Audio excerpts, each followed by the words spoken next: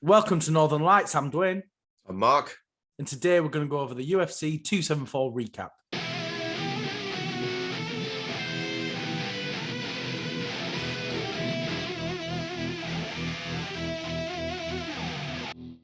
Overall, I really enjoyed the card, but I think it's just a shame that Cowboy Cerrone couldn't fight. Yeah, it kind of left a little bit of a bitter taste, I guess, wasn't it? Because he was like almost, what the fans' main event was, obviously, but that was like it was a feel-good moment, wasn't it? Yeah. We're all excited to see Cerrone get a win and hold his son up in the octagon, especially when he was crying in the here's hoping that's what would have happened. But imagine if he did compete and if he did get beat, because he was opening up the main card, it'd sour the rest of the card. I'd be crying for the whole night. I'd be so upset. yeah. But, for those who don't know, Cowboy came down with food poisoning. So literally the day of the fights, he was really unwell. They hooked him up to an IV and hoped that he'd get better. And no luck. He's fine. He's just, he's got the shits, basically. Well, hopefully this just gets pushed to another card very soon in the future. Well, Joe Lawson said he's not sure if Donald's keen to come back down to 155 and he might be fighting at 170. So, but either way, Cowboy will be getting another fight anyway. Yeah. But let's get into the fights that actually happened. And we'll start off with a banger. The fans' main event. Michael Chandler versus Tony Ferguson. I loved every second of it. Literally, it was so exciting. Because, as much as I'm not a massive fan of Tony, I am a massive fan of his fights. Do you know what I mean? I love seeing him fight. Yeah. He's always exciting. He's always doing something weird. And, he came out and he dropped Chandler from the get-go. Yeah, it was very quick, though, wasn't it? As soon as he landed, he was back on his feet. Well, Chandler's got a really cool technique, hasn't he? When he drops, he sort of turns. If you drop him in the middle of the ring, you're not going to knock him out. He sort of turns and just flicks himself back up, and he sort of gives himself that extra momentum and doesn't allow them to jump on him, which is really clever. I really do not understand how people can dislike Michael Chandler. No. He's so, entertaining to watch. He's always...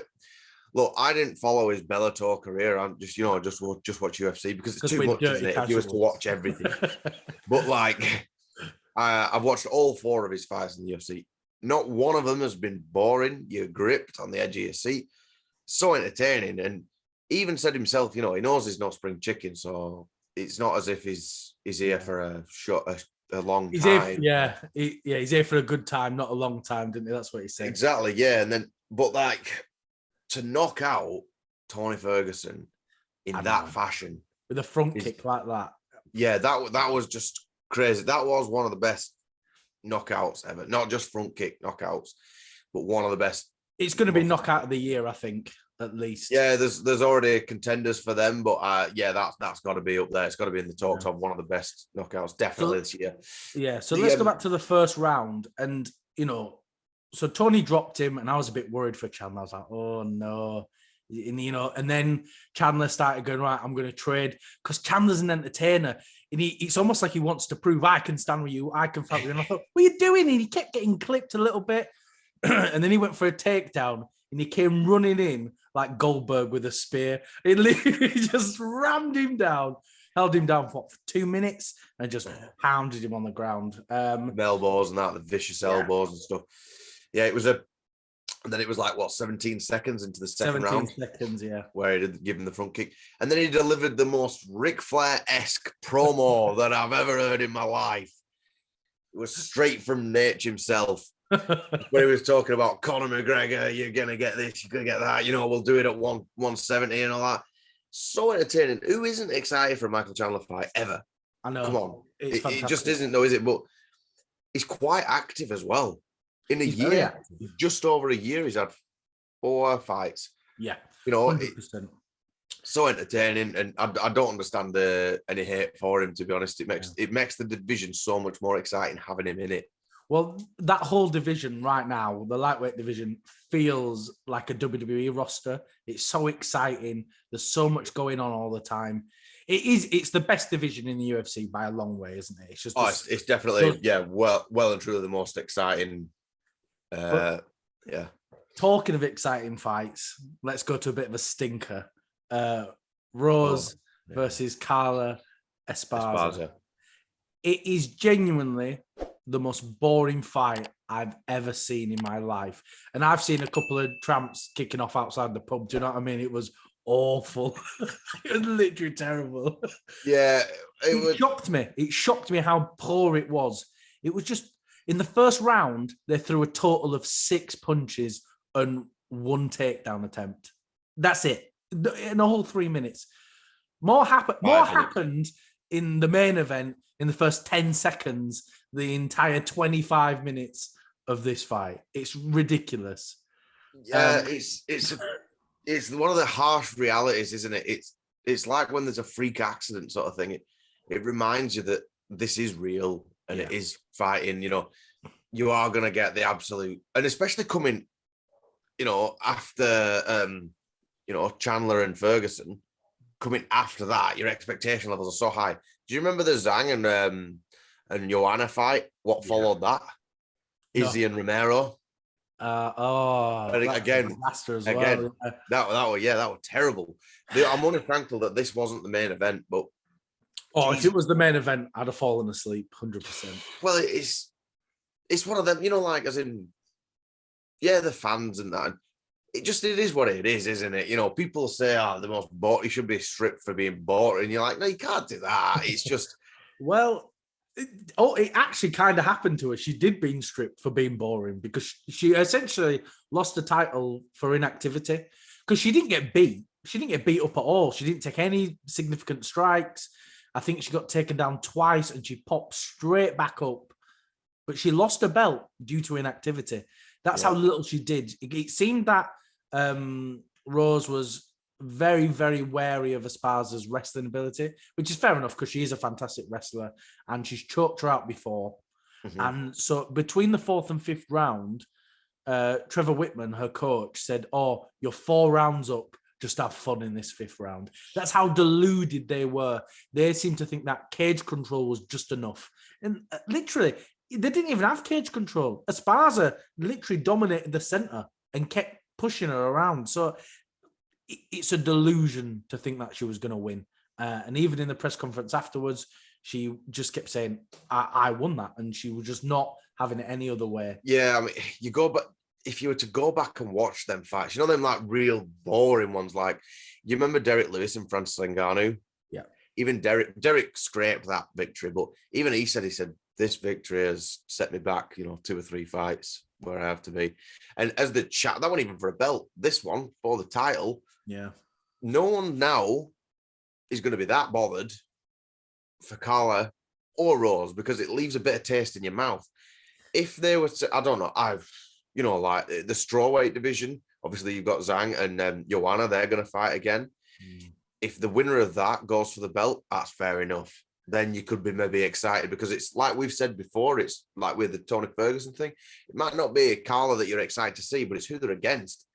If she's against like, Joanna or something, yeah, right, I'll tune into that because Joanna will come forward. She'll bring it. But I mean, now, like when the challenger, the champion loses their belt, usually there's a rematch or something.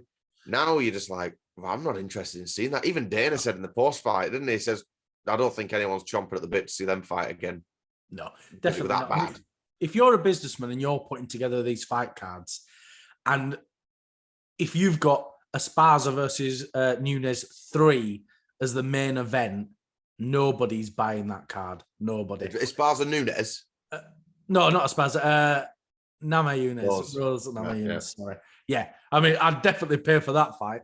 But yeah. But yeah, Rose versus Esparza, no one's paying for that. So that makes Yang versus Joanna 2 even more exciting. I was already looking forward to that fight. But then whoever wins that fight, they'll fight Esparza. And then Rose will probably fight them. So it's a long way around for Rose to get back to the belt.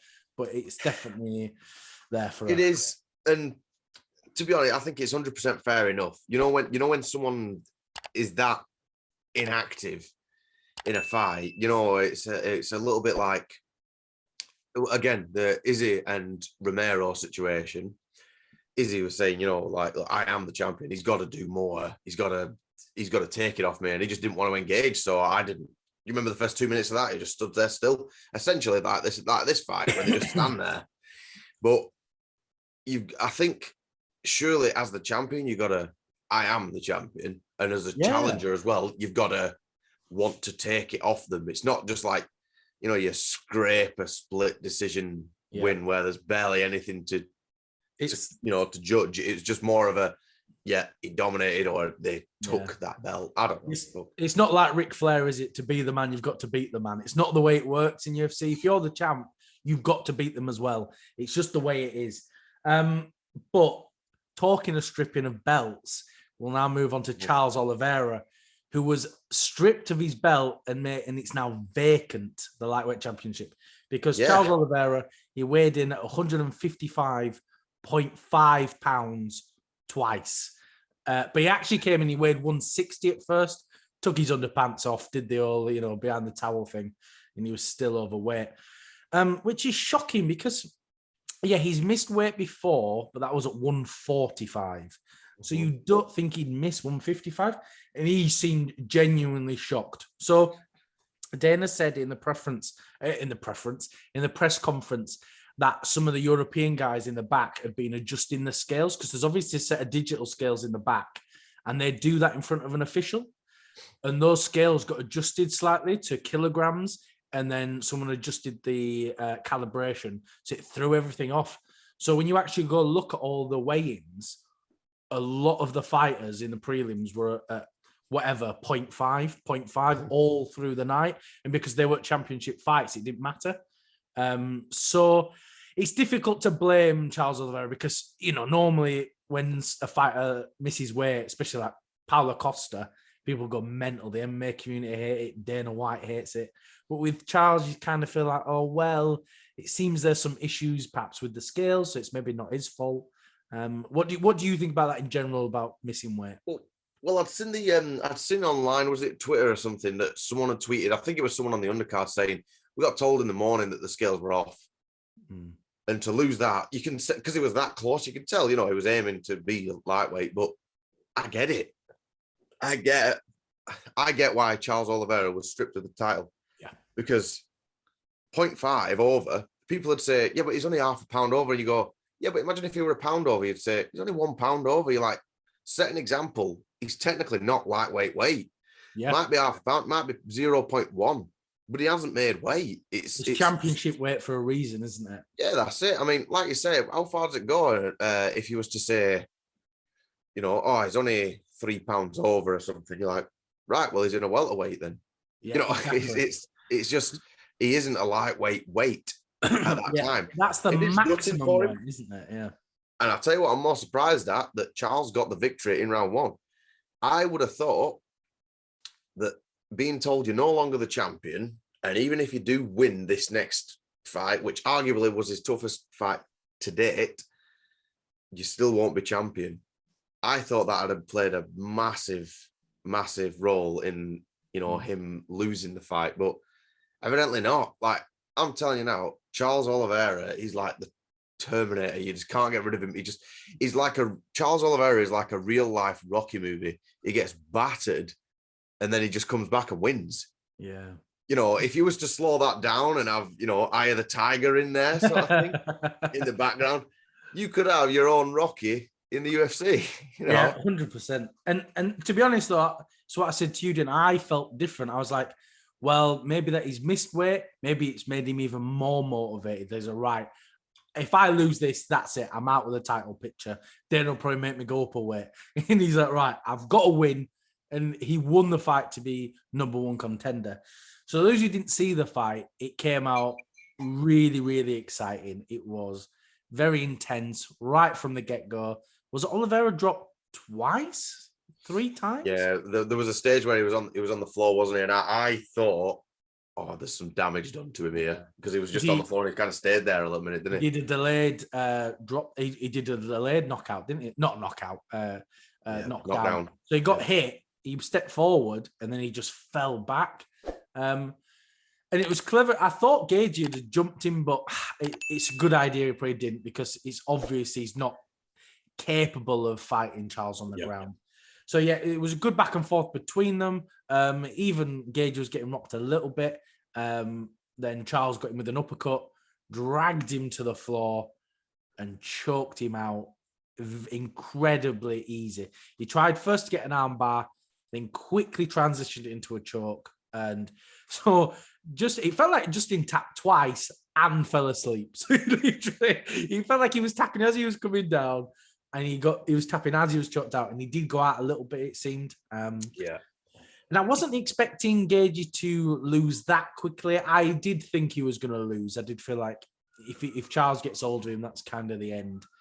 Yeah. So, like you said, it's so interesting. Like, how can Charles keep taking all this damage? It feels like he's going to get knocked out at any point. You know, it's crazy. It's crazy. He could take a battering. He has done in his last few fights. Apart up until the Ferguson fight is the one where he didn't take a beating. But ever since then, he has done Chandler, Poirier, and now Gaethje.